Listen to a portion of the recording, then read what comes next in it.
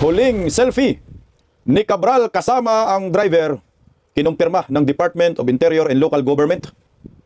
Ayon naman sa kanyang asawa, disgrasya umano ang pagkamatay.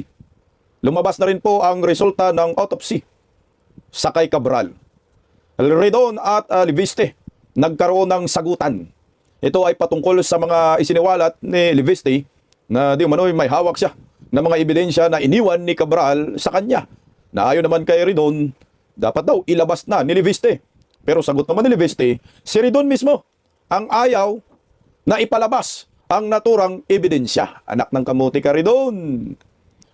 Talagang mahiwaga ho ang nangyaring pagkamatay ni Cabral. No? Pero ganun pa man, marami pa rin pong espekulasyon eh. Kahit na po naglabas na ng resulta ang Department of Interior and Local Government, ang gobyerno ng autopsy, kung ano po ang sanhi ng pagkamatay. Pero dapat din po ay ilaliman pa ng konti kung ano ba talaga ang nangyayari. Kasi sa nakikita po natin, nagkaroon na po sila ng conclusion sa nangyayari po kay Cabral at mukhang pinapatibay pa ho ng kanyang asawa eh. Sa parang sa nakikita ko lang kasi simula nung nangyayari kay Cabral, nasundan na natin po ang isyong ito. Ang driver at ang asawa, mukhang nagkakaintindihan, asawa ni Cabral, na para bang may lihim pong tinatago itong dalawang ito. Kung ano ba talaga ang nangyayari kay Cabral. Magandang tanghali po sa ating lahat. Like po muna, pa-share, pa-subscribe, at pakipindot po ang inyong notification bell upang lagi po tayong updated sa ating mga video. Suportahan rin po natin ang Birada Aguila, Lunes hanggang Biyernes, alas 2 hanggang alas 4 ng hapon. Sa ngayon, wala pa po tayong Birada Aguila sa YouTube channel po yan. Babalik po kami sa January 5. Ngayon ay December 21 na. 4 na araw na lang, Pasko na. Magpapasko na. Subalit, marami pa rin kontrobersya. Marami pa rin issue sa lipunan na dapat talakayin po natin at dapat na malaman. Bakit ba interesado ang maraming Pilipino ng katotohanan ng pagkamatay sa pagkamatay ni Cabral? Unang-una, si Cabral ay susi. Sana na maituro kung sino yung mga proponents na siya mismo ang nakakaalam. Pati yung scheme ng allocables. Ito na nga po ang nangyari. Bigla na lang hong nabalitang nahulog sa bangin. At yung investigasyon nga ayon po mismo sa otoridad, walang foul play. Ito yung nakakainis kasi pati yung asawa, sinabi, mukhang disgrasya daw. Yung pagkamatay at pagkahulog ng kanyang asawa dyan sa bangin. Marami pa rin hindi kumbinsido dyan. Kasi nga, mahalaga po ang papel ni Cabral. Sindikato po ang kalaban. Mafia po ito. Alam mo naman ang mafia, lahat ay gagawin basta mapagtakpan lamang ang katotohanan. Kagaya po nito, inamin po mismo ni Leandro Leviste na siya ay iniwanan ng ebidensya ni Cabral. Pero may pumalag, may pumiyok. Sino yung pumiyok? Si Redon, yung galit na galit sa Dolomite, anak ng kagwang ka Redon. Magpapasko na, nandyan ka pa rin eh. Panggulo ka pa rin sa bayan. Ito yung tinaguriang kokey ng Kongreso. Yung mga kaliwa talaga, mga salot talaga. No? Okay, pakinggan po natin ang kanilang palitan, sagutan ni Redon. Saan ba kayo maniwala? Sa mukhang komunista na si Cookie o dito po sa isang disenteng kongresistang matapang bata na si Leandro Leviste na iniwanan at pinagkatiwalaan ni Cabral sa mga ebidensya. Kaya siguro, kahit na nawala siguro si Cabral, nandiyan naman si Leandro Leviste. Okay, pakinggan po natin balita ito. Kinwestiyon ni Congressman Kerry Redon si Batangas Representative Leandro Leviste dahil sa di paglalabas ng mga dokumento galing kay late DPWH Undersecretary Maria Catalina Cabral. Sagot ni Leviste, mismong mga kongresista raw ang ayaw makita ang listahan ng proponents ng DPWH budget insertions. Ang buong detalye sa agenda. Animal ka Redon, ikaw pala yung ayaw eh. Siya pala yung ayaw, no? Tsaka yung interview kasi ni Leandro Leviste, sinabi naman niya na binigay niya sa ICI, binigay niya sa, I think yung kay Redon yata, committee. At merong DPWH. Teka lang, sino ba dapat yung maglabas niyan? Dapat yung ICI kasi binigay na po ni Leviste at pati yung DPWH. I think yung committee ni Redon. Dapat nilabas nyo, anak ng kamote. Binigay na nga ako sa inyo kasi para kayo maglabas. So ngayon, hindi nyo inilabas. Siguro, dito na po papasok si Leviste. Kumpara yung ginawa ni, kumbaga, hindi kumpara animal, no? Bulol tayo, no? Kumbaga, yung ginawa ni Leviste ay due courtesy. Pagre-respeto doon sa inyong committee na animal, puro Duterte lang yung nasa isip, at doon sa ICI. Okay? Ngayon, hindi nyo inilabas. Si Leviste na maglabas niyan. Tuloy. Agenda Weekend Report ni Ivy Reyes. Matapos sabihin ni Batangas 1st District Representative Leandro Leviste na may hinahawakan siyang listahan galing sa namayapang Undersecretary ng DPWH na si Catalina Cabral, simula pa Setyembre, tinatanong ni Bicol Saro Representative Terry Redon kung bakit hindi ba inilalabas ni Leviste ang listahang ito hanggang ngayon. My question to him is, it has been several months since this supposed document had been provided to him. Why has he not disclosed it? Budlat talaga yung mata. Binigay daw sa'yo. Anak, ang budlat kang Cookie ka, oh. Kamukha talaga ni Cookie, oh. Binigay na sa'yo ni Leviste, di ba? Sa committee mo. Bakit ayaw niyong ilabas? Ilabas niyo. Oh. Up until today. Hindi ba? Kasi binabanggit yun in the last couple of days na meron pong binigay na dokumento. Where is that list? And if that list is actually relevant to the flood control controversy, that list should have been disclosed in the soonest time. Hindi natin kailangan hintayin si Undersecretary Cabral po dito. Sa social media page ng kongresista, sinabi ni Leviste na September 4 pa ibinigay sa kanya ang mga dokumento na naglalaman ng mga proponents ng insertion sa Public Works Department. Anya, naipakita na niya ito sa Independent Commission for Infrastructure at mayroon ding kopya ang DPWH. Nang tanungin natin si Leviste, bumaling ito pabalik kay Redon at sinabing si Redon at ang kanyang mga kasama ang nag-utos na wag muna itong ilabas. Payo ni Leviste, mag-usap muna ang komite ni Redon at talakayin ang dokumento sa susunod na hearing ng Committee on Public Accounts kung saan chairman si Redon. Agad ding sumagot si Redon kay Leviste. O, tingnan mo. Sila pala yung ayaw ipalabas. O, paano na yan, Cookie? Di nag-bounce back sa'yo. Ang yabang-yabang mo, sinabi mo na ilabas mo na Leviste. So ngayon, kayo pala yung ayaw nyong ipalabas kasi nga maraming sasagasaan. Magkano, ilang malita kaya rin doon yung binigay sa'yo? Ano, kasi committee niya yung nag-imbestiga that time. So siguro, pinakitaan ng ebidensya ni Leviste itong si Redon. O ito yun. Tapos sabi, mag-meeting pa daw yung committee. Tinigil na nga yung yung committee. Yung hearing nila dyan. Kasi nga, puro sarswila, puro pagtatakip sa kanilang mga kabaro.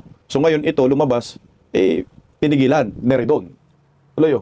Kung tutuusin, kaya naman daw ilabas ni Leviste ang mga papeles nang walang nag-uutos sa kanya mula sa Kongreso dahil pwede naman siyang mag-file ng House Resolution o magpahayag sa pamamagitan ng isang privileged speech. Wala rin anya siyang nalalaman na kahit anong advice o order mula sa sinuman para i-withhold ni Leviste ang sinasabing dokumento.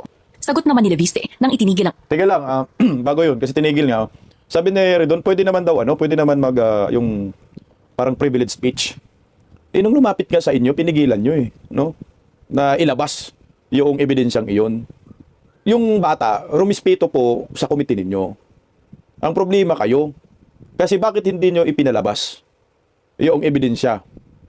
Siyempre, naghihintay si Leandro Leviste. Siyempre, kung inisip din ni Leandro, mas maganda buong kongreso yung involved dito. Hindi rin parang, matalino rin si Leandro, yung nakikita ko ba? Hindi po pwede ako yung maglabas dito kasi pag ilabas ko ito, ako ang pag-iinitan. So, idadaan ko dito sa tamang proseso, total mayroon namang investigasyong ginagawa, hindi yung buong kongreso na yung i-involve ko, yung liderato ng kongreso. Kaso nga ngayon, yung liderato ng kongreso, yung committee na rin doon, sila yung ayaw. O ito yung sagot niya, Leviste, ng Infrastructure Committee hearings, ayaw na raw ng mga kongresistang pag-usapan pa ang mga ganitong bagay. Kaya sa ICI niya ito ipinakita. Samantala, kumpiyansa si Redon na uusad ang investigasyon. Tingnan mo huwag na natin pag-usapan yung si Cookie. O ito, tingnan mo simpleng logic lang, Redon. Pinag-uusapan, sinabi ni Leviste na meron akong ebidensya. Ngayon, ikaw mismo, yung committee ninyo, yung hindi ninyo ipinalabas, pinigilan ninyo. Dahil ang sabi mo, pag-uusapan. Ngayon, tinapos na yung hearing ninyo, kaya ibinigay sa ICI. So, kanino ba tungkulin ito? Dapat sa ICI din. Dahil binigay naman ni Leandro, yung ebidensyang ibinigay ni Cabral sa kanya, binigay niya sa ICI, dapat yung ICI yung maglabas na nito. So, ang problema ngayon, hindi rin po inilabas ng ICI. Pati yung DPWH, sabi ni Leandro Leviste, may kopya na rin ho. At ang masaklap nito, hindi inilabas ng DPWH. Meron nga nabanggit si Leandro Leviste na kaya daw dagdag stress itong si Cabral dahil doon sa presko ng DPWH yung sham campaign, sham campaigning ng DPWH na tinitira si Cabral, wala pa namang kaso, baka na-stress, Pero may sagot din si Leandro Leviste. Kasi nga, ako rin naman, gusto ko rin namang ipalabas ni Leandro Leviste, pero hindi nga kasi ganun lang kadali. Mantakin mo babanggain mo yung mga malalaking isda. Ito malalaking isda talaga to. Baka hagip pa to dito baka talagang hagip pa dito si Martin Romualdez, Saldico, at tibag pati si Bongbong Marcos dito. Baka proponent pa nga rin si Lisa dyan, Yung first family, panigurado si Sandro. Siyempre, yung bata, mag-iisip din, hindi yung parang hat na hat, bigla-bigla mag-iisip ka rin. Kasi pag ilalabas ko to, tatamaan ako, baka ako naman ang magugurgor at ipagurgor. Simple lang ho yun Kasi mafia yung kalaban mo. May nakaupo sa palasyo dyan, involved na involved. Kaya pag-isipan mo ng maigi dyan. Pero sabi ni Leandro Leviste, ilalabas niya sa tamang panahon. Okay, narito po yung post ni Leandro Leviste tungkol po dyan. Sabi ni Leandro, kagabi po ito, pinost niya, ipinakita ko na ang files ni Yumaong Jose Cabral sa ICI noong November 18 at 19. So yung ICI may kopya na, no? At sa ombudsman noong November 26. So yung ombudsman, alam din, puta Buying, anak na ng muti Buying, oh. Yan ang masaklap ngayon eh. Kasi yung ombudsman si Buying, talagang kabaro ni Bangag. Nakangiwi yung panga. O, tingnan mo naman yan. Maalala mo, tingnan mo, November 26, oh. November 18, 19, nabigay na sa ICI. Pero bakit ang ICI, hindi po ito inilabas sa publiko? Total panay press con po sila. Di ba kaya ito rin yung dahilan, itong mga listahan na to, kaya kumalas si Singson. Umalis. Baka ito yun. Andyan yung mga malalaking ista. Dapat nung November 18 pa lang, 19, nailabas na nila ho yan kasi binigay naman ni Leandro Leviste. Nangyayari nga ho, nawala pa yung computer. Sabi siguro ng ICI, tapon nyo yung computer, dali dito si Panginoon. Ombudsman. Nabigay na sa ombudsman. Pero bakit ang ombudsman ay hindi po ito isinapubliko? Total itong si Buying, panay press con naman si Buying, kaliwat ka ng press con, pati yung kanyang assistant na si Clavano, panay press con. O bakit hindi nabanggit yung yung listahan na yan, mga pangalan na proponents? O sige nga. Tapos pumunta pa si Cabral ng December 3 kay Buying, nakipag-usap. Sabi ni Cabral, willing siya makipagtulungan dito sa ombudsman. Pero anong nangyari? Nahulog sa bangin. Tangina, coincident lang ba ito? Na pagkatapos ni Cabral pumunta sa ombudsman, huling pinuntahan niya ang ombudsman.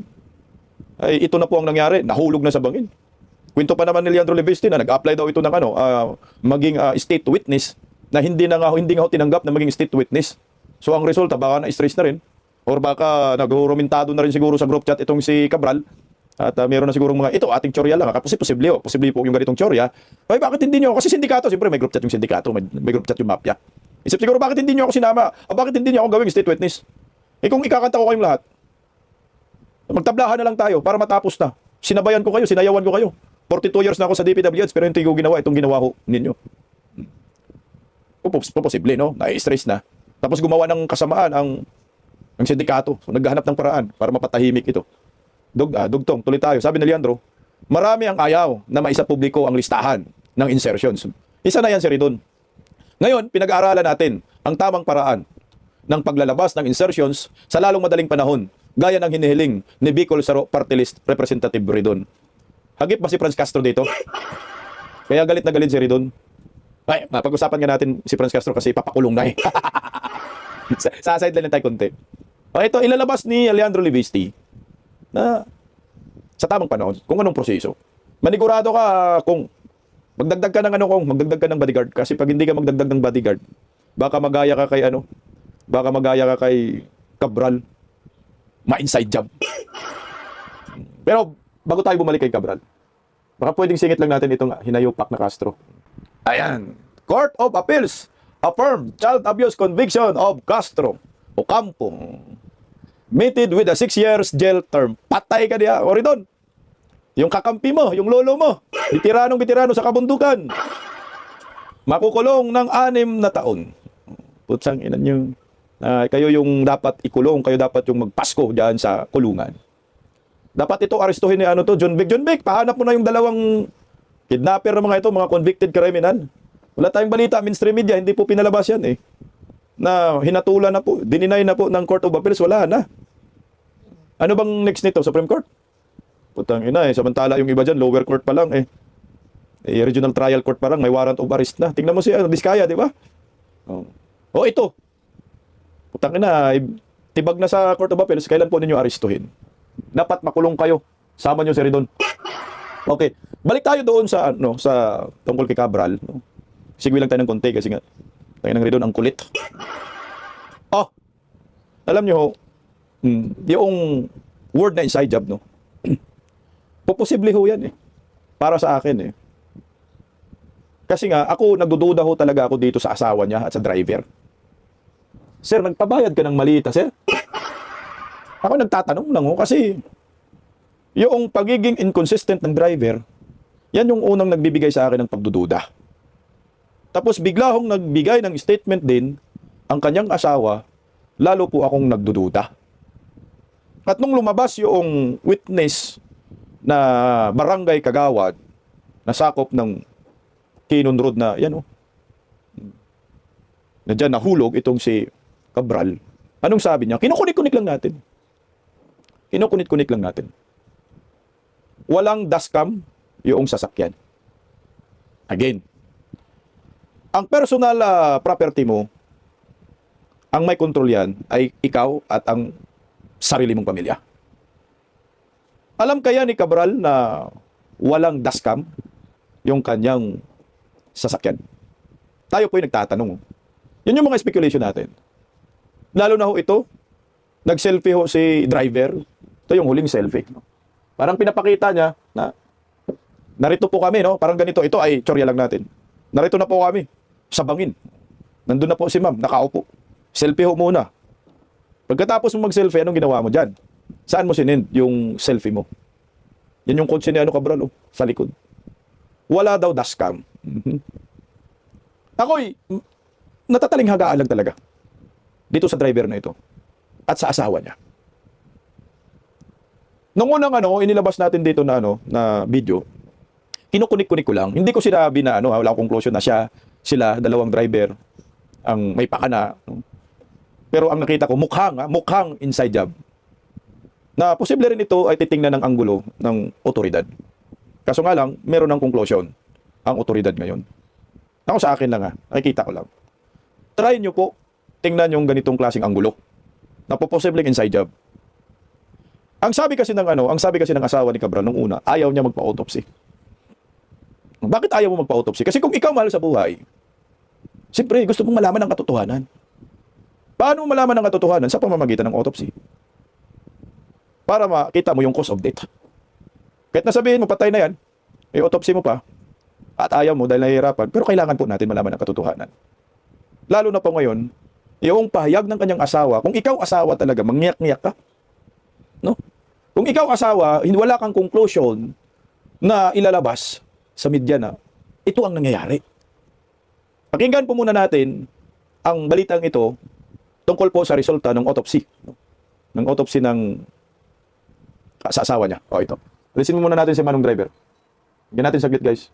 Ito yung resulta oh.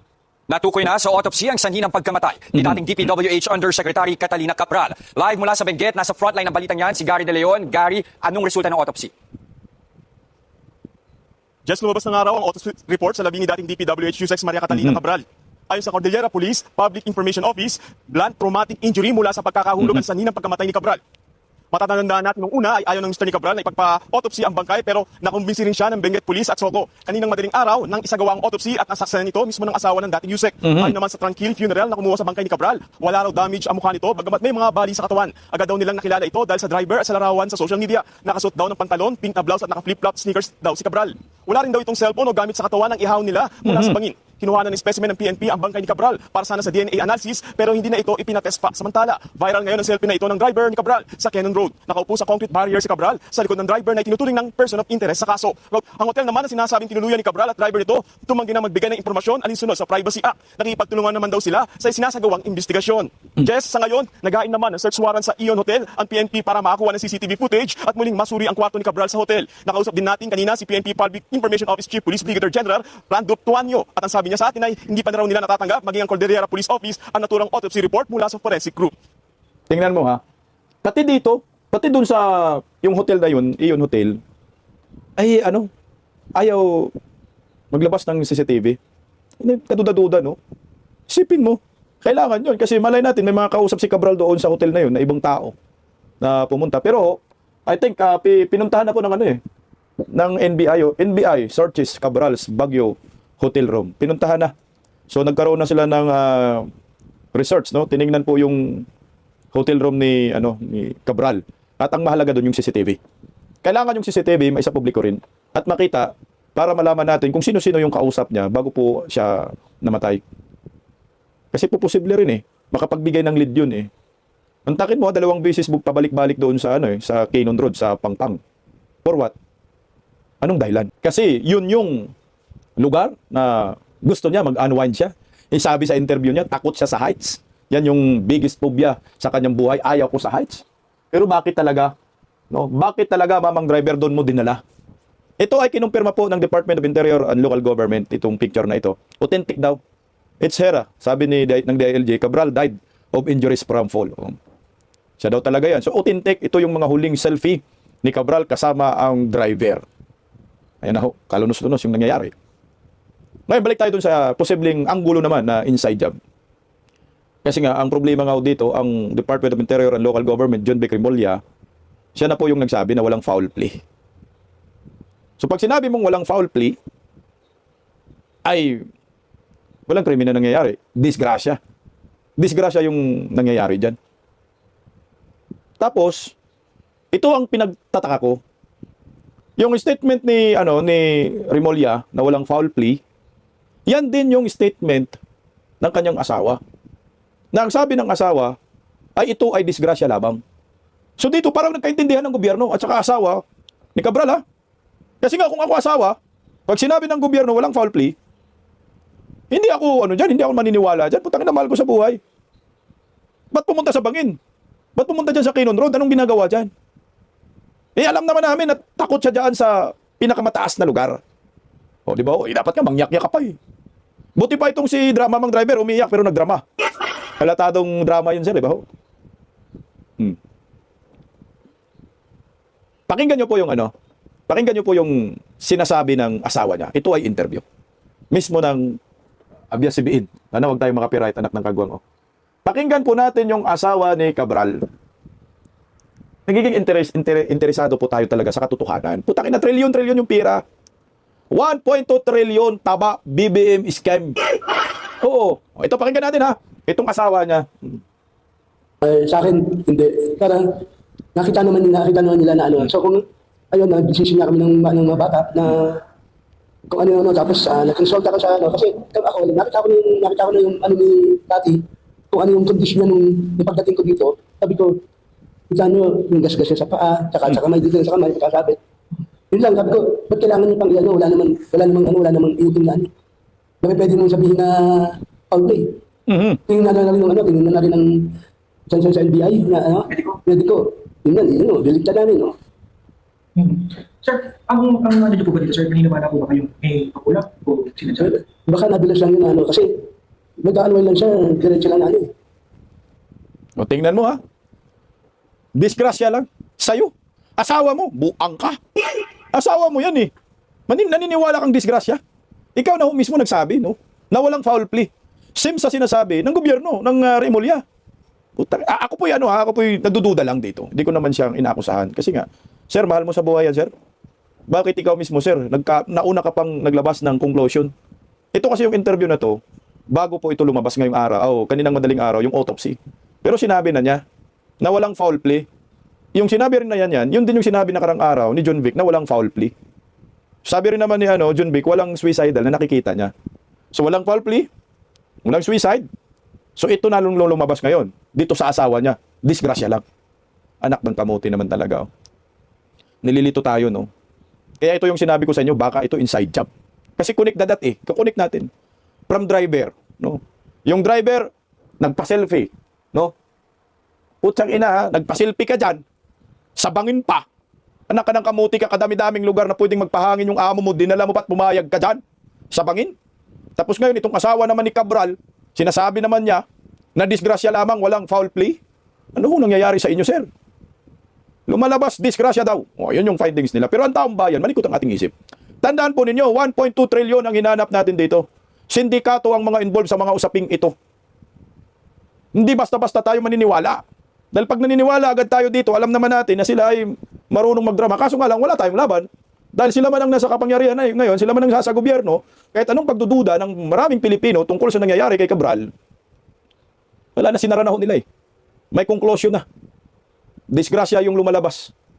Walang tumulak. Mantakin mo, sabi na, tanong ng media, hindi ka ba naniniwala sir na may tumulak? Hindi siya naniniwala, disgrasya daw eh. Ay putya. Tingnan po natin yung anggulong inside job dito. Napoposible ho, ito ay teorya lang naman ho tayo, no? Tingnan mo lang naman yung ano dito, sir?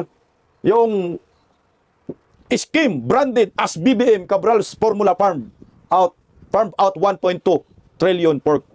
Ewan ko anong nakalimutan ko yung BBM, oh. Yung BBM talaga, no? Yung formula na gamit ni Cabral, anak ng kamote, oh.